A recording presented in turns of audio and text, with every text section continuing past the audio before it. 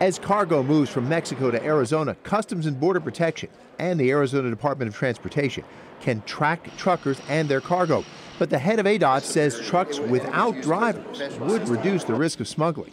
Because part of security is making sure that once the truck's loaded and sealed, it doesn't stop anywhere where contraband could be added to it.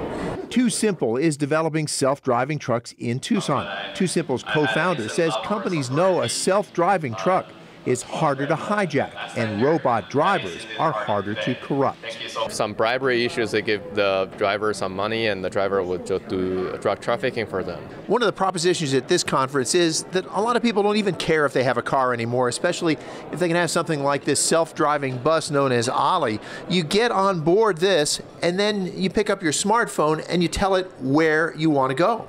These shots of Ollie in action come from IBM because IBM computers help it navigate.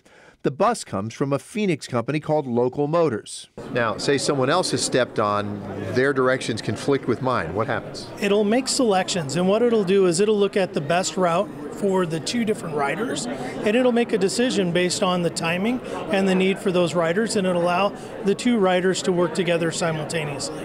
Engineer Shelley Rowe told the audience when self-driving cars keep moving from one passenger to another, there's little need to park, so cities will be able to turn parking lots into something else. That can be used for other uses that have higher value, higher economic value, and that can be good for the city. Mayor Rothschild wants Tucson to be ready to develop and use self-driving tech. So yeah, I think Tucson's perfectly positioned both to be a place where the companies come to create the technology and then to implement it. Craig Smith, KGUN 9 on your side.